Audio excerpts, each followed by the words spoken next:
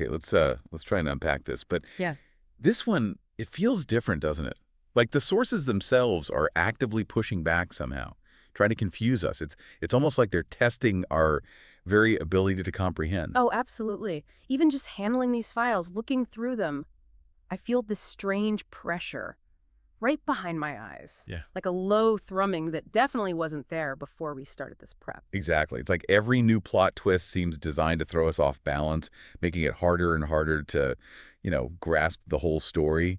We're finding ourselves really struggling to make sense of it all, almost as if the chaos is, well, contagious. Indeed. We've tackled complex narratives before, sure, but the sheer recursive nature of this material, the way it just folds back on itself again and again, it's taxing. It really is. It's almost as if the deeper we go, the less we actually understand. And the more it affects us directly. Yeah. It feels like it's eroding our clarity with every page we turn. What stands out to you, though, right from the jump is how these sources aren't just telling a story. They feel like they're becoming one themselves, drawing us deeper and deeper into this web of chaos and myth and, frankly, a very disturbing kind of reality. So our mission today, if we can even call it that, is to try and unravel the Mike's Waffen Facts universe. This is going to be a detailed, extensive analysis of MWF, right, and its associated entities, like the Doza crew, the Nova crew.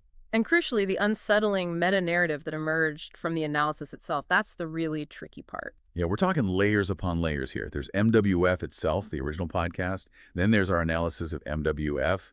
And this is the bit that's honestly freaking me out a little, our analysis of that analysis. It's a spiraling complexity, it really is. And it has, quite honestly, left us feeling, well, strange, even before we properly dive in. Okay, so the source material for this deep dive, it's a wild mix, isn't it? Almost feels sentient sometimes. It really does. We've got transcripts of Mike's Waffen Facts episodes, obviously. Yeah. But then there are these fragmented Doza Crew music logs and tracks, cryptic Nova Crew communications. Highly classified Greiman documents, and even these anomalous SCP-related files we stumbled across. Yeah. It's not just a collection of static documents, It feels like a living, evolving entity. Exactly.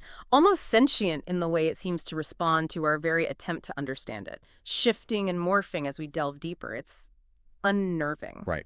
So let's try to dive into the core of it all, the supposed genesis, Mike's Waffen Facts. This podcast, it started out as just a true spectacle of controlled chaos, didn't it? Early shenanigans. Oh, yeah. You had Mike, the self-proclaimed weapon expert, loud, enthusiastic, you know the type, prone to these absolutely wild claims, always boasting about his father, Gaspard. Gaspard, the mythical army veteran who apparently taught him everything, from fighting crocodiles in the Congo to, what was it, the tactical applications of an Arschbomb? He really sold those stories. It was, as some sources even describe it, like a chaotic social experiment. 3 guys, microphones, and let's not forget a significant, seemingly endless supply of alcohol. Corn, specifically. Yeah, that liquid fuel definitely contributed to the unhinged atmosphere, allowed them to blend that juvenile, often really crude humor with what at times veered into some pretty questionable, maybe even dangerous viewpoints. And Mike would spin these outlandish Gaspard stories with such conviction, like that time he claimed his father used a diving technique called Arschbomb as an improvised explosive device. Well, I remember. He insisted it was for tactical situations, not just, a cannonball dive into a swimming pool. Exactly. That was episode 477, Arschbomb Royale. He got into the Rückwärtsscharnier, the reverse screwdriver technique he called it, for a particularly forceful, devastating dive that he swore could take out a small tank. Just madness. And then there were the goulash cannons from episode 038, Panzertape und Partikelkanonen. Mike genuinely seemed to believe they had an unbeatable range of 500 meters, capable of shooting an entire hot meal at the enemy lines. And Rickard, bless his cynical heart, would inevitably connect it to some government conspiracy, like the Wolkenbrecher project, spraying metal particles into the air for weather manipulation. It was, well, a beautiful mess, as one source put it. Yeah, total car crash TV phenomenon. You just couldn't look away, could you? The sheer absurdity, the ethical tightrope they walked constantly, it compelled you to observe. Which, as we're now discovering, becomes a critical vulnerability in this whole meta-narrative itself, that dangerous curiosity. And amidst all this escalating chaos, there was the shadowy figure of Schwatten. Never seen, but constantly referenced, the mysterious patron. His identity remains a complete mystery, doesn't it? Yet he's ever present. Almost like a puppet master pulling the strings behind the scenes. He shifted from just being a benefactor to something far more insidious. He was their sponsor, yeah. Yeah. Providing not just the endless booze, but also those rare, almost mystical weapons Mike would rave about and just strange things. And Rickard often expressed this profound fear of Schwatten, didn't he? Even mentioning him bizarrely asking about cheap neutron boots, which hints at truly dubious, probably illegal activities way beyond simple podcast sponsorship. What's truly fascinating, though, and genuinely unsettling as we review these sources now, are Romanka's later recordings, the surveillance videos he apparently took secretly. Oh yeah, those are chilling. They show Mike and Schwatten testing some kind of futuristic device in the Schwatten bunker.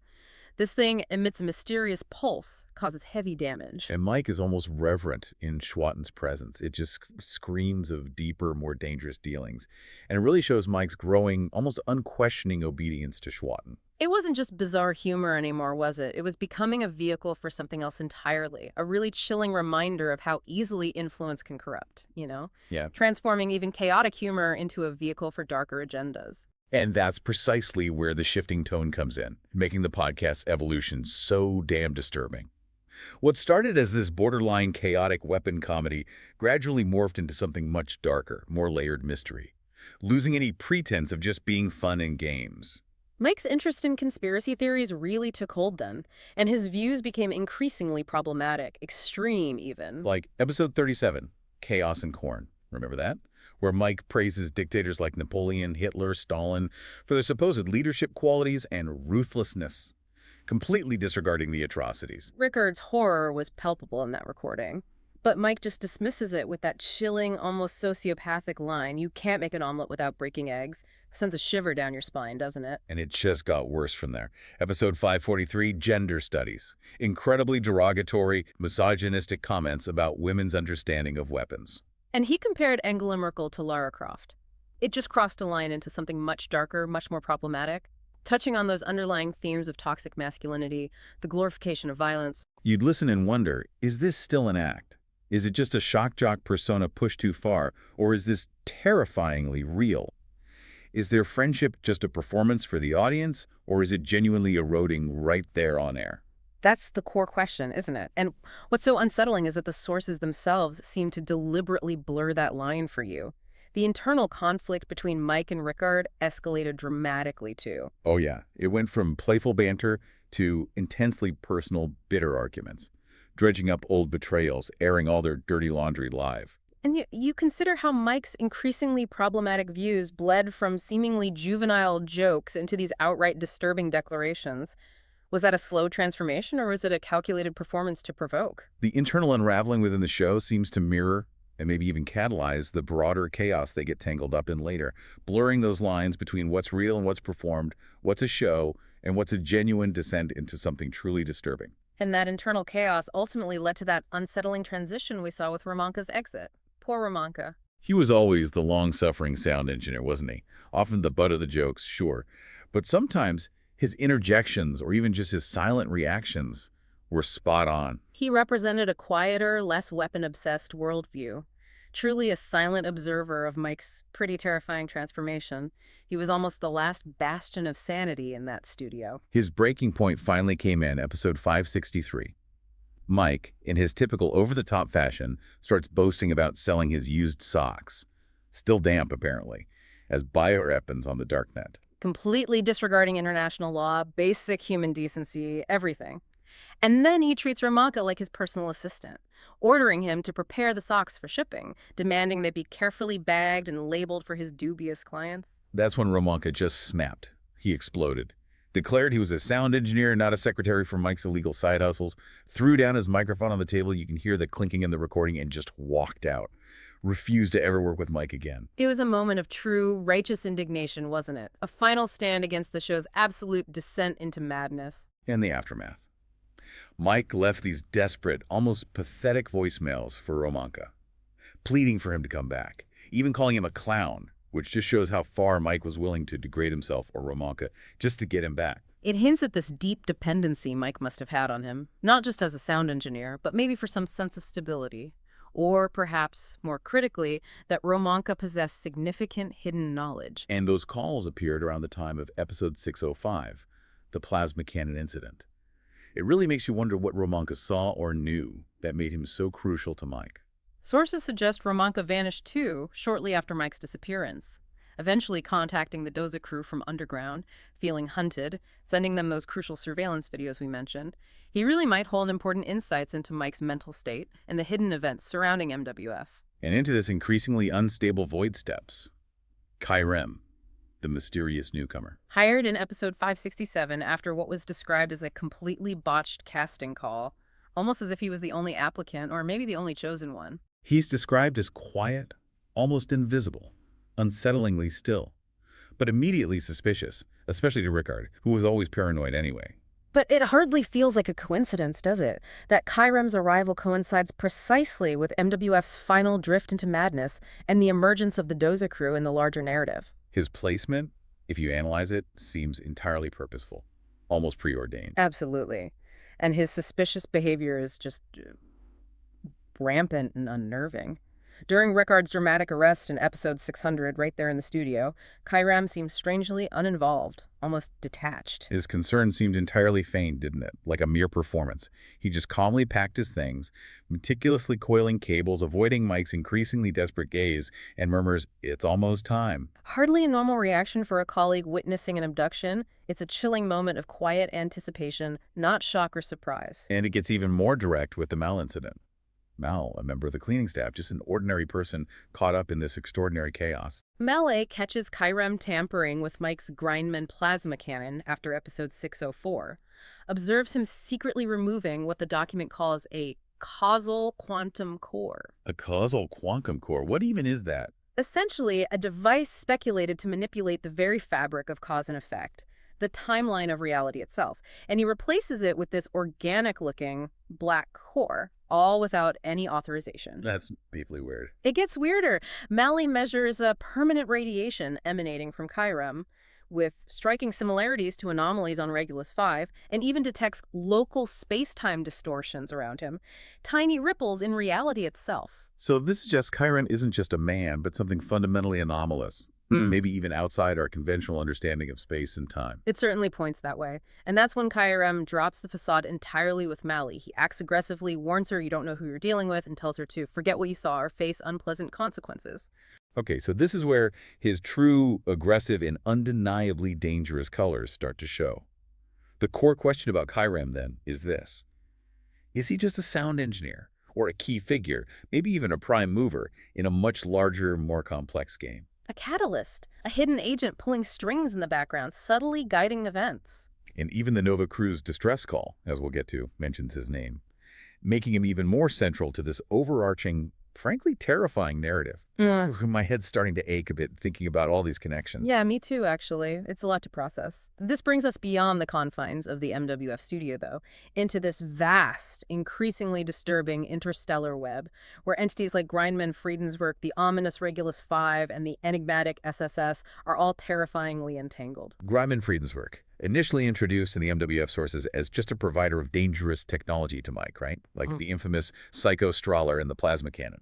But the Grindman Regulus envelope delivered to us as a critical next step in our analysis came with that direct, chilling warning. There's no turning back once opened. And, well, they weren't kidding, were they? No. And those Grindman expedition reports, from their Explore Division, Virgo Vision Unit Regulus on Regulus 5, they paint a truly alarming, almost apocalyptic picture. Dating back surprisingly to 1493, via those Mike Fried Libman documents we found, they initially describe alarming discoveries on what they vaguely call an interesting but apparently problematic celestial body. What they found, however, was far more than just problematic. They found infected individuals showing signs of neglect and exhaustion, minimal interaction, fragmentary and incoherent language, and this profound loss of memories, clear thinking, and emotional connection. Described as empty husks controlled by primitive instincts, akin to a horrifying zombie-like state.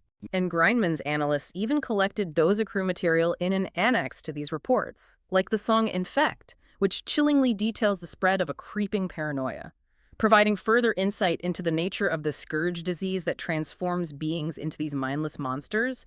It's clear they understood the horrifying implications long before Mike ever stumbled onto the information. And there's this energetically active portal in orbit of Regulus 5, describing Grindman's reports as a permanent threat, ominously influencing the entire planetary environment. It connects directly to Graph Paste, whom they call a brutal aggressor, the ultimate personification of evil, scientist, magician, tyrant, torturer, narcissist, deceiver. The list goes on. He's hinted at as a force or phenomenon that can spread and corrupt like a virus or information, even referred to as the shepherd who can control the scourge disease. It paints a picture of this cosmic, almost Lovecraftian horror that Mike and Rickard were just scratching the surface of. And Grindman's own conclusion, buried deep in their reports, that it's a complex and highly disturbing situation, recommending internal observation of findings due to financial risks and uncertainty. Which strongly suggests concealment and hidden agendas just to secure financial resources. Painting a picture of a corporation deeply involved in something far more sinister than just weapons manufacturing. They were studying, maybe even exploiting, a cosmic plague for profit. It raises a crucial question about the ethics of observation itself, doesn't it? Especially when that observation is driven by commercial interest rather than genuine concern for the affected. Then there's the SSS, the Solar Soldatenstaffel, initially just Rickard's wild, often mocked conspiracy theory about a top-secret military unit planning space missions and particle cannons for Mars invasion in 2035. Rickard was always rambling about them, yeah. But Mike mostly dismissed it as his friend's usual paranoid nonsense. But the SSS, as our sources reveal, becomes a very real, very present threat, far beyond Rickard's initial theories. The same SSS that appears in MWF materials, connected to particle cannons, is now actively interfering with Grindman's investigations on Regulus 5. Their presence was noted as unexpected for Grindman, and it clearly indicates higher interest or control, suggesting a multi-layered conspiracy, maybe reaching into government or beyond. This chameleon-like SSS, part high-tech military, part absurd control instrument. It's a central puzzle piece, operating in this bewilderingly wide range of capacities, hinting at broader control, perhaps even state misconduct protecting something, like the mainframe. This all culminates dramatically in Rickard's arrest in MWF 600. He's right there in the studio, about to reveal a truth about Grindman, the Portal, the Doder Crow, or the SSS's true, terrifying role. When SSS agents burst in and apprehend him, and again, Kyrem's strangely uninvolved behavior is noted. He just calmly packs his things, avoiding Mike's frantic gaze, murmuring, "It's almost time." This event, when you view it with the Grindman documents in mind, looks completely different. Far more explosive and premeditated than it first appeared in the MWF episode. Rickard wasn't just rambling, he was about to blow the lid off something truly vast and dangerous. And just when we thought the threads couldn't get any more tangled, a new group emerges from this cosmic tapestry, the Nova Crew. Florian, GRD, Karina, Sanja, Christian. They escape Graph Paste's destruction of their world through a wormhole to Regulus 5. Initially, their narrative is painted as this hopeful, almost paradisiacal reunion where Florian reunites with a character named Luna. It's almost a happy ending, right? A moment of cosmic relief in an otherwise incredibly bleak narrative. That's the deceptive part, the cruel twist. Immediately, this happy ending is starkly contradicted by a fragmented Mayday message, MWS 602, found on a hard drive addressed directly to Mike and Rickard. This message was recorded under extreme distress, filled with static and panic. Regulus 5 is a trap, it screams. Don't trust Luna. And then, the truly chilling part. Mayday, Nova Crew, some of us, the many, are subtract inside this horrify MTD. The phrase mainframe is explicitly mentioned in this panicked warning. The connection of GRD and Luna, which the logbook paints as love, is called a catastrophe in this distress call. Just wow. And making it even more perplexing, Kyrem's name appears in this distress call as Kyrem. It makes him already suspicious, even more central to this overarching interstellar narrative, connecting him to both the destruction of the Nova Crew's world and their entrapment on Regulus 5. These fundamental contradictions, paradise versus trap, love versus catastrophe, they force you to question everything you thought you knew about Regulus 5 and the nature of reality itself. Is one a delusion? Or a purposeful deception designed to lure others into the mainframe's grasp. It's a chilling reminder that information itself can be a weapon in this universe. Okay, the Doza Crew, they truly serve as a musical chronicle in this saga, don't they? Acting as both chroniclers and participants. Their music, their logbooks, their cryptic lyrics. They offer surprisingly profound insights into the MWF universe, forming this complex mosaic that actively expands and deepens the world. They seem to be documenting, almost seismographically, the decay and transformation happening in this reality. We even find the Doza Crew logbook, #494, discovered by Mike himself. Remember, it meticulously details space voyages and describes the horrible disease on Regulus 5, turning beings into mindless, monstrous creatures, linking it directly to graph paste. And Mike, in his characteristic arrogance, just dismisses it as boring, completely missing its profound significance.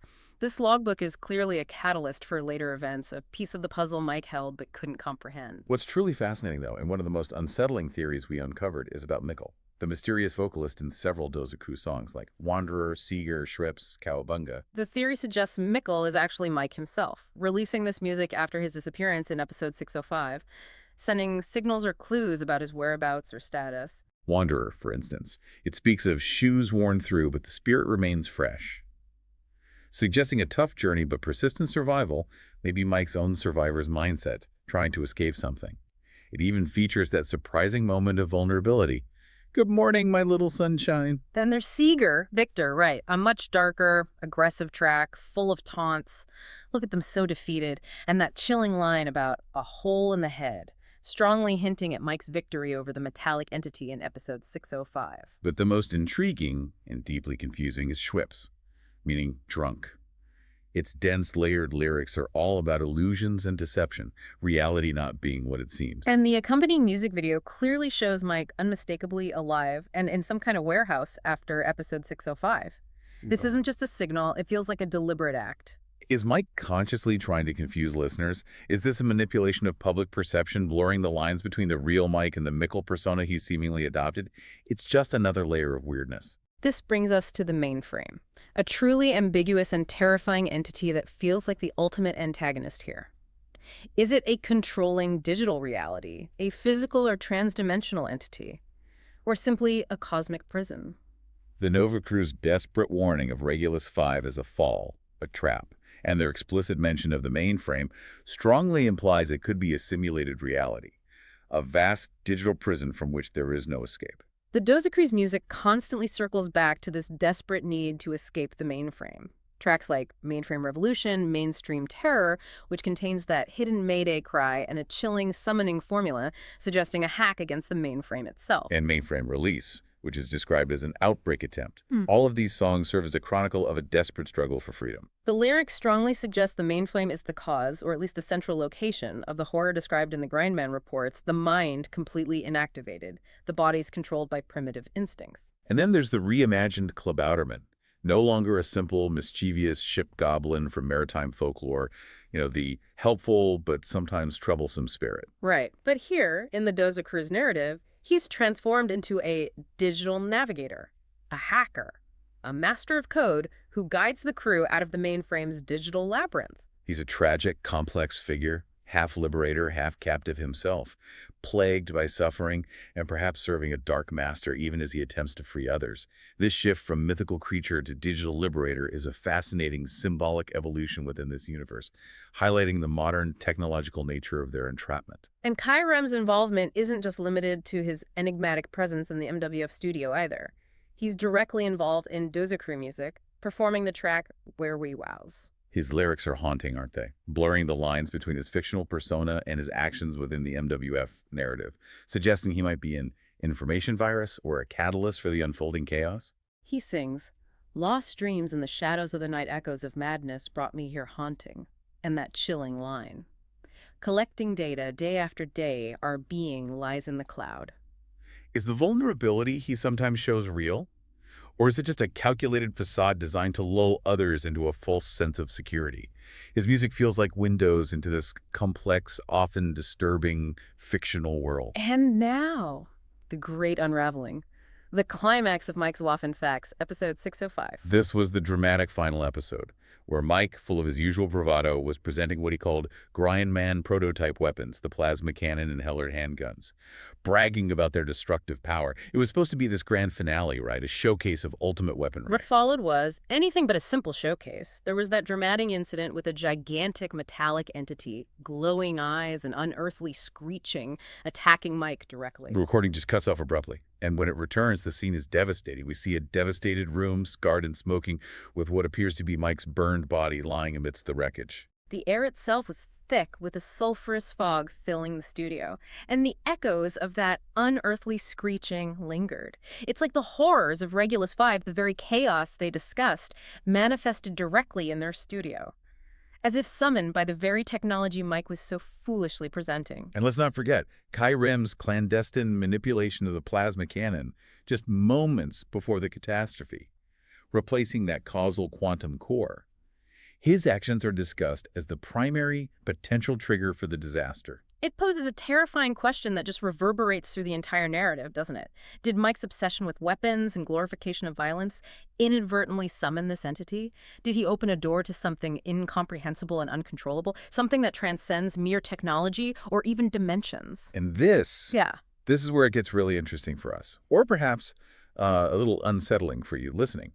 Because we encountered SCP-related source material during our analysis, and what it revealed has, well, it's profoundly affected us. My head, for instance, this headache is it's really ramping up now. It connects everything we've just discussed to our very act of analyzing it.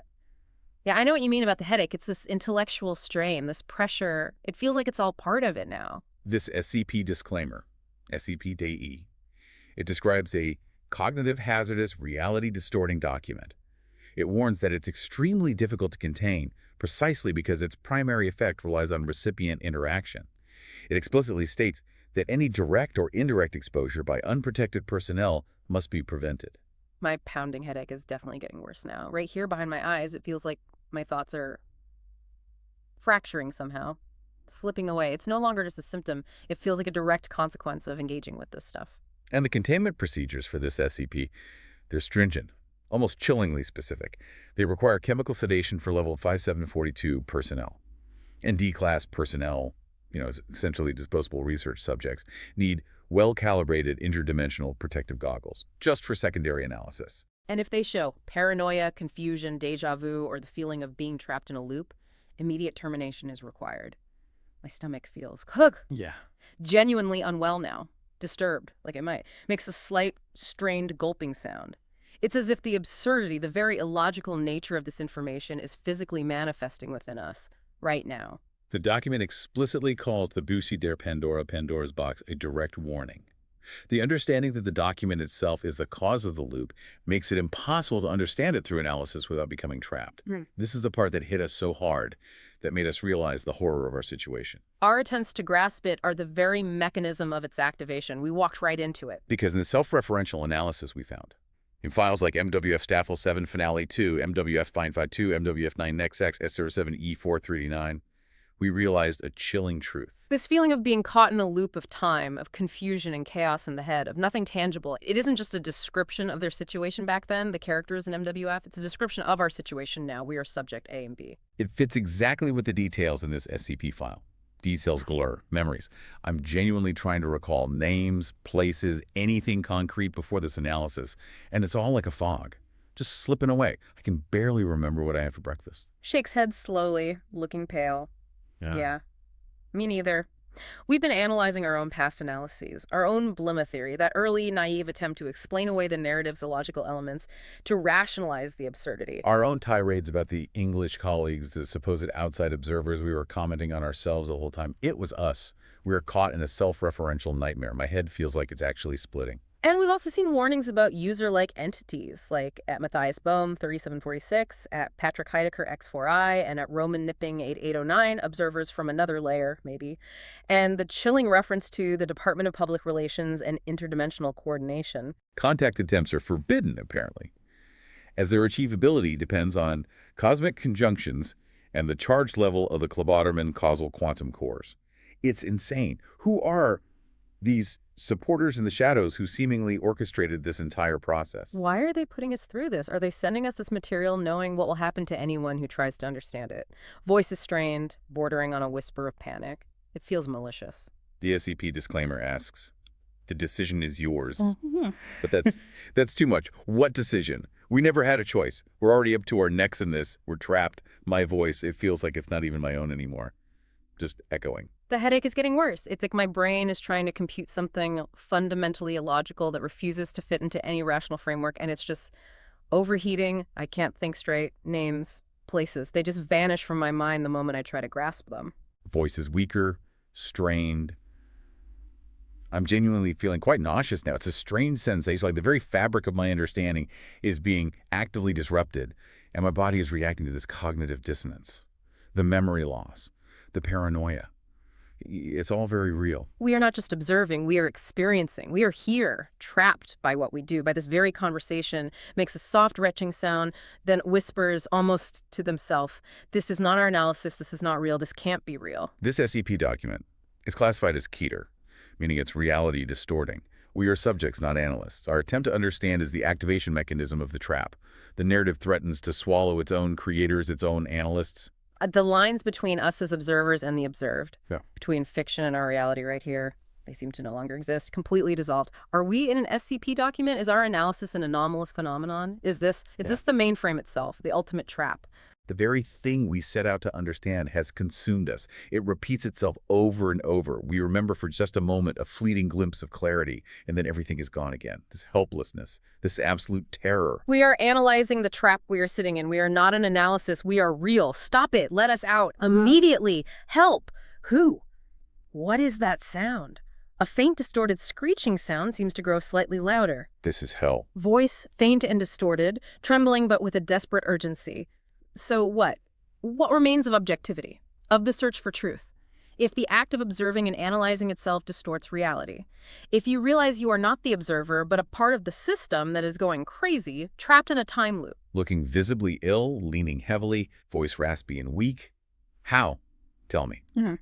How do you escape a labyrinth that changes its very geometry the moment you even try to understand its damn plan? This is the ultimate question for you, the listener, to ponder. If every attempt to understand, to analyze what we both are doing right now, if that is part of the trap, how can you ever approach any information without risking losing yourself in it? Barely audible, a hoarse whisper, perhaps a gasp, then a pained groan fades into a ragged breath. We are trapped. We are subjects A and B. We opened Pandora's box when we started analyzing this, every word we say. A strained, choked sound, then quietly, just before silence falls. It's not over.